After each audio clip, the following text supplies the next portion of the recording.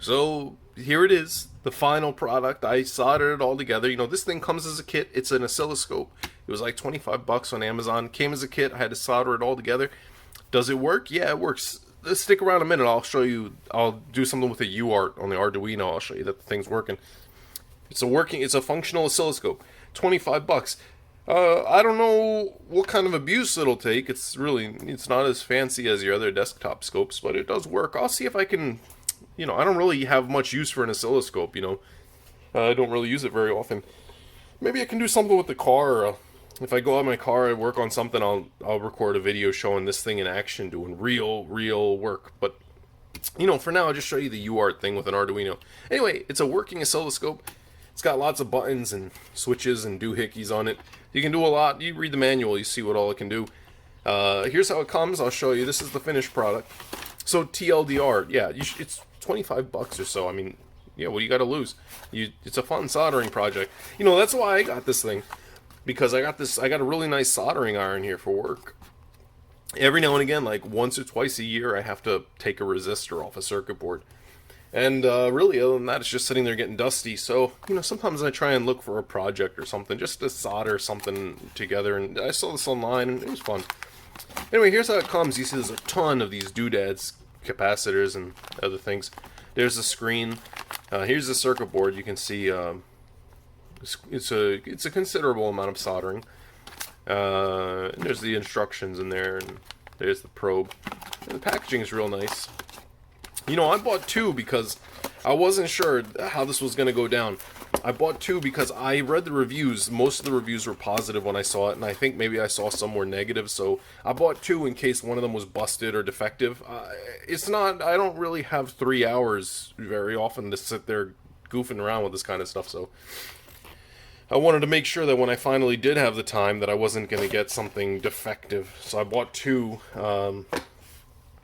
to make sure that in case something was broken in one kit, I could just jump into the other kit and not have my afternoon ruined.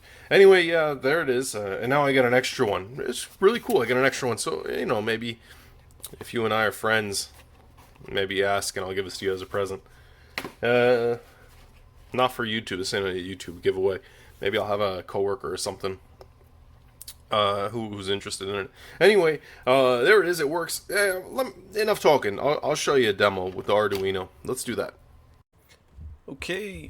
So what we're gonna do here is, well, first we'll set up a baud rate 9600. Just gonna be a UART thing. I just chose 9600 for no reason. And then here in the loop, all we're gonna do is we're gonna send out on the UART. We're gonna send out a 0, then A. ASCII A, and then 255 over and over. In binary, the 0, that's going to be like 8 zeros, A, 0, 1, 1, 4 zeros and 1, and then 255, that's just 8 ones. And then the loop is just going to send this over and over and over. Alright, now let's put this little toy scope to use. Just connected it to the transmit line on the UART here, the TX, connected to the probe, and ground and the transfer connected them to the probe, the scope. And the scope, it's got a lot of different functions. You could read about them. I'm not going to tell you about them all today because just keep it short and sweet. But I adjusted some things to get it to where I wanted it, and then you can hit this to hold. That'll take a snapshot of the image for you, hold it on the screen. And we see that it works. It's seeing the signal coming on the UART from the Arduino. We're getting it here. You remember it first was a 0. So what we have here, let me grab some sort of a pointing instrument.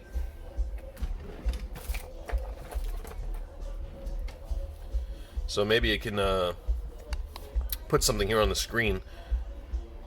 So here we have everything. So remember, the first thing it sends is a 0. There's our 0. There's always a start byte first. First is a 1 and a 0. Always comes before any byte.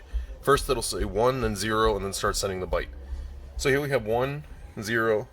There's our 8 bits. After the 0 comes A. So again, it puts a 1 and a 0. And now here it's going to be tricky for you to see, but I'll try and put a box on it here on the screen.